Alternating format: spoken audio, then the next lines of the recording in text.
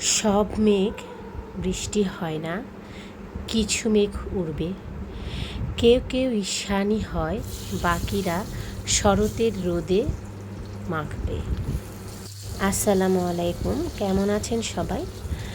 আজকে যেহেতু বাচ্চাদের স্কুল ছুটি, তাই আমি একটু বরবটি বেটে নিচ্ছি। আমি এর আগে কখনোই বরবটি বাটিনি। তো এই প্রথম আমি বাটছি, তো সবাই খেয়ে পছন্দই করেছে। এখানে আমি প্রথমেই শুকনো মরিচটা টেলে নিচ্ছি, তেল দিয়ে সরিষার তেলে টেলে নিচ্ছি।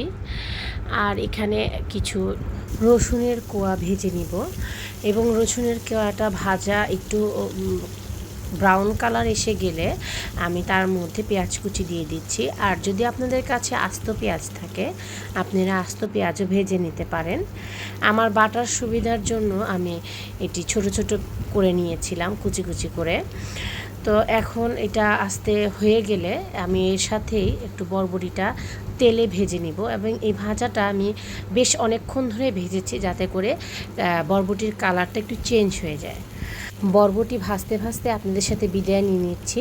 নেক্সট ভিডিওতে আবার আপনাদের সাথে দেখা হচ্ছে।